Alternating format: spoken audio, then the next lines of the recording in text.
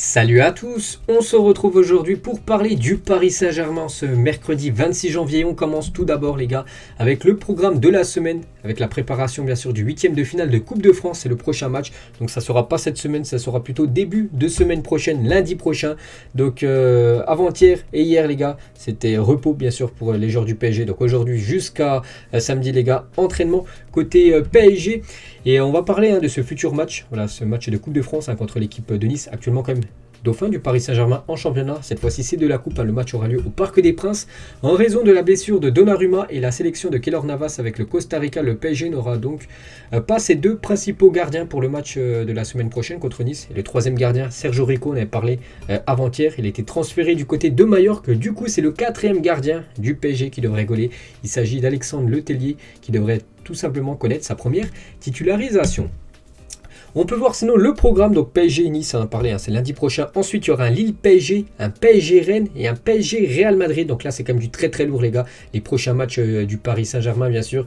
Nice, c'est le dauphin du PSG en championnat. Lille, c'est le dernier champion de France. Rennes, c'est l'équipe qui a battu le Paris Saint-Germain, la seule équipe en championnat, a battu au match aller. Et le Real Madrid, c'est le Real Madrid. Donc voilà, le gros programme, bien sûr, pour le PSG. Il y a quand même 3 matchs à domicile.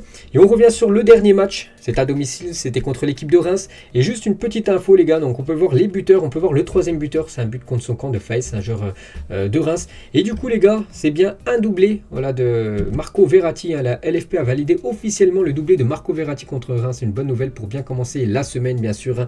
Donc vu que c'est un tir qui a été détourné par Faïs, mais vu que le tir de Verratti était cadré, donc c'est considéré comme un but de Marco Verratti. Donc là, c'est bien un doublé, c'est bien officiel les gars pour Marco Verratti. Et on peut voir qu'il est dans l'équipe type 1 de cette, je sais plus si c'était la combien, 23e ou 22e journée de Ligue 1, bon c'est pas marqué, bref, on peut voir voilà, un joueur du PSG, bien sûr Marco Verratti, c'est amplement mérité.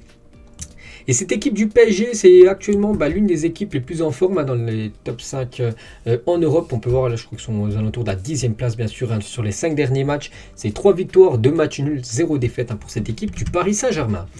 Et du coup les gars, avant-hier et hier, donc c'était repos. Et on peut voir par exemple que Léo Messi les gars, vu que c'est un petit repos, il s'est rendu du côté de Barcelone, où il a passé de nombreuses années.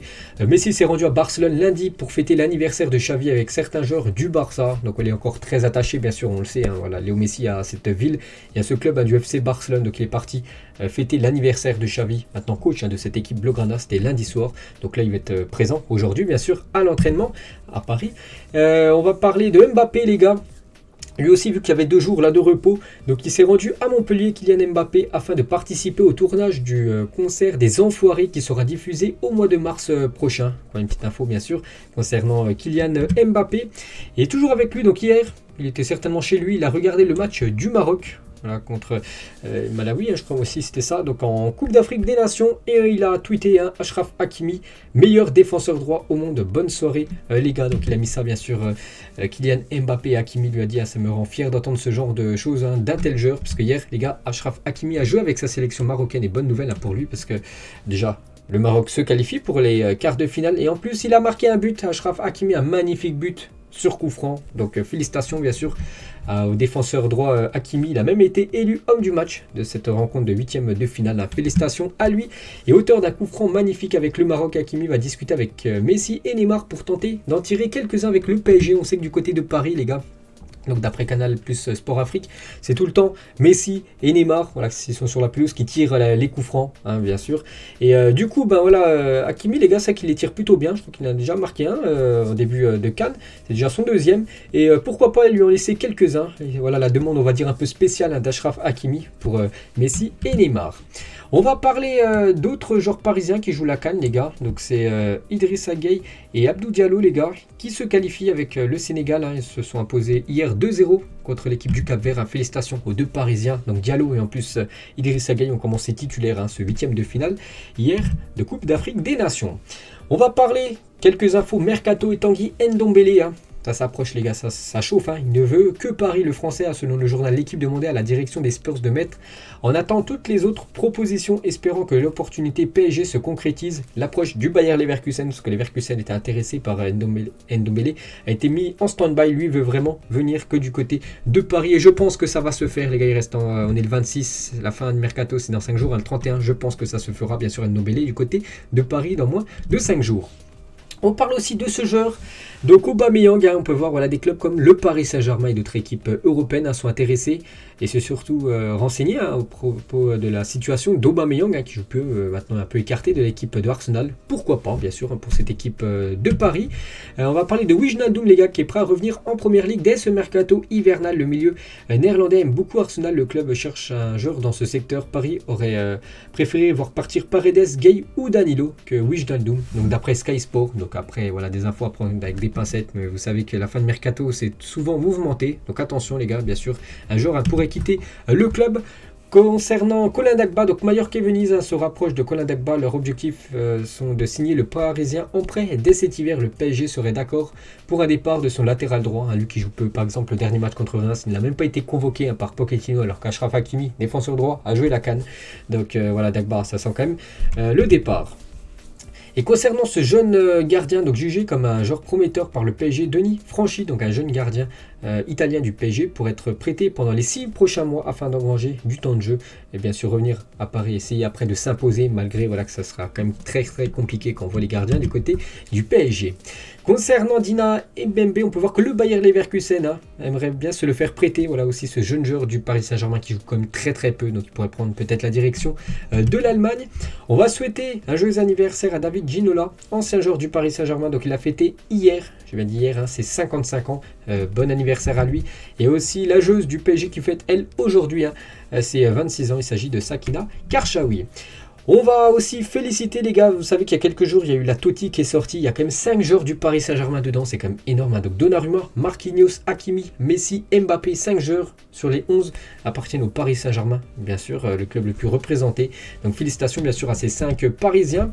Des nouvelles de Neymar, donc avant-hier, j'avais dit, je ne savais pas quand exactement sortait le documentaire sur Neymar, du coup il est sorti hier les gars, voilà le documentaire.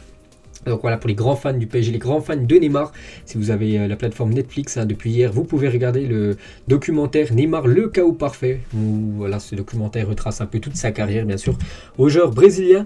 Et une photo de Neymar avec Gunna, Gunna c'est tout simplement un rappeur américain.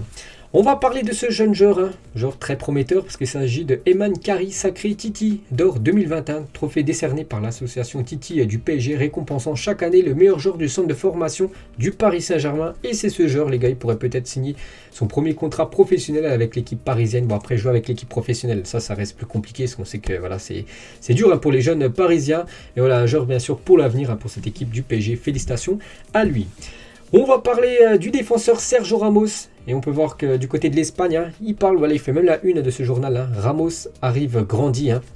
N'oubliez pas que bien sûr, il devrait jouer contre le Real Madrid s'il est en forme. Sergio Ramos contre son ancien club.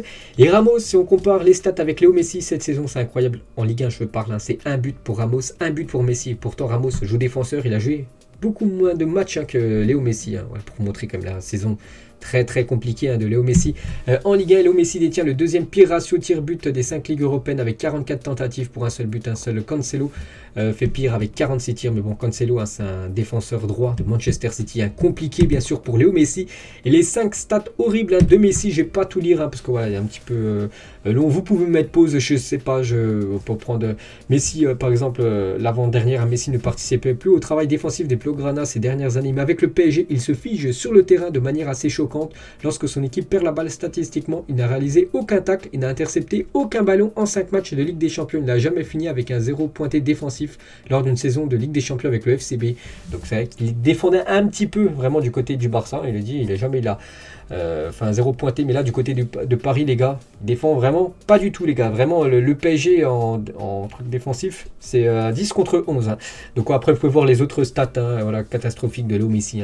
Bon, après, voilà, on l'attend surtout lors du match contre le Real Madrid. Et toujours avec Léo Messi, donc il a reçu un maillot dédicacé du pape François. Donc voilà, petite info de plus bien sûr sur le numéro 30 de cette équipe du Paris Saint-Germain. Keylor Navas sur la concurrence avec Donnarumma, c'est toujours bon d'avoir de la concurrence, mais je pense que sur le plan personnel tout n'est pas agréable d'être dans cette situation, hein, bien sûr, quand tu as deux bons joueurs au même poste, voilà, c'est compliqué déjà pour le coach hein, de faire des choix, et pour les joueurs, hein, voilà, parce qu'ils font de temps en temps un match sur deux, si tu fais une boulette, bah, c'est l'autre là, qui prend la place titulaire pendant 3-4 matchs d'affilée, donc voilà, on sait que c'est un peu délicat cette situation, on verra voilà, ce que va décider le PSG, s'il compte conserver de nouveau deux gardiens l'année prochaine, ou bien sûr, s'il y en a un qui quittera le club. Cette photo de Marquinhos à ses débuts au Paris Saint-Germain quand il était très jeune, c'est quand il quittait l'équipe de l'AS Roma pour rejoindre le PSG. Donc bon, maintenant il a les cheveux un peu plus longs, on peut voir qu'il est un peu plus mûr hein, sur le visage maintenant. Marquinhos, légende hein, du côté du Paris Saint-Germain, fidèle à cette équipe, il pourrait même prolonger, hein, je crois que voilà, il devrait prolonger là dans les prochaines semaines hein, son aventure parisienne. Dans le journal de l'équipe, aujourd'hui on peut lire certaines anecdotes sur Xavi Simons comme celle-ci. Hein. Dernièrement il a fait des tresses car il s'est aperçu qu'il avait une meilleure vision périphérique avec les cheveux détachés, hein. Vous vous souvenez, il avait les cheveux un peu farfelus, un peu en touffe, et du coup il a fait des tresses parce qu'il voit un petit peu mieux voilà, dans le match. Une petite info concernant le jeune Xavi Simons. On va parler de Karim Benzema, futur adversaire, enfin attaquant du Real, futur adversaire du PSG. Et lorsque Cristiano Ronaldo a quitté le Real Madrid en 2018, Benzema était partant pour rejoindre le Paris Saint-Germain. Il espérait un signe du club français, mais ce dernier ne s'est jamais manifesté. On peut voir que le PSG en 2018 aurait pu recruter Karim Benzema. Le joueur, hein, voilà, Benzema voulait venir du côté de Paris, du coup, il n'y a jamais eu d'accord, voilà, le club parisien n'était pas, on va dire, ok, c'est dommage, hein, parce qu'on peut voir plus il a vieilli, plus il est bon, bien sûr, hein, l'attaquant français qu'il va falloir surveiller énormément, hein, s'il sera disponible. Et Benzema sur le match face au PSG en Ligue des Champions, Mbappé, hein, ça va être spécial, je suis là pour gagner. Je pense que lui aussi, on parle de plein de choses en privé, mais on n'a pas encore parlé du match ensemble. Ça, c'est une déclaration de Téléfoot. Il est aussi dit affronter Mbappé, ça va être spécial. Je pensais avoir pris la déclaration de Messi, mais c'est de nouveau Mbappé, donc on va pas la redire. Une déclaration cette fois-ci de Zlatan Ibrahimovic par rapport à son aventure en France, hein, du côté de Paris. À moi aussi, la France me manque. J'ai passé de très belles années. Ce n'était pas facile, mais c'était fantastique hein, du côté de Paris.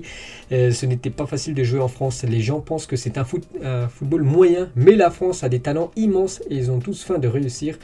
Physiquement, ils sont forts. Hein, c'est que souvent, ceux qui viennent jouer en Ligue 1 disent que c'est un championnat très très physique, les gars. Ce championnat de Ligue 1, regardez Léo Messi en Angleterre, tout le monde le voyait. Ouais, il disait que c'était à Farmer League. Tout le monde le voyait mettre 50 buts, mais pour l'instant, il a seulement un seul but à Léo Messi, lui qui en marquait quasiment tout le temps. Tous les week-ends en Espagne, voilà, pour vous dire hein, quand même que le niveau de la Ligue 1, les gars, c'est quand même un sacré niveau. Et Zlatan, il dit, le PSG est-il plus proche du sommet qu'à mon départ? Absolument, chaque jour, il devient plus grand, bien sûr, hein, ce club parisien. Et il donne un conseil à Mbappé, à le Real. Moi, j'y serais allé, mais si je suis le PSG, j'essaierai de le retenir. Bien sûr, en parlant de Mbappé, il m'a demandé, oui, je lui ai dit, à ta place, j'irai au Real Madrid. Donc voilà ce que conseille, hein, bien sûr, Zlatan à Mbappé. Bon, ça c'est pas trop bon pour le PSG, bien sûr, s'il conseille aux joueurs de signer du côté du Real Madrid. Donc pour l'instant, c'est toujours pas, bien sûr, ce que va faire le joueur français. Voilà, on a fait le tour. Hein. Cet épisode consacré au Paris Saint-Germain. On se retrouve demain les gars, on parlera cette fois-ci de l'OM. Bonne journée à vous et à demain.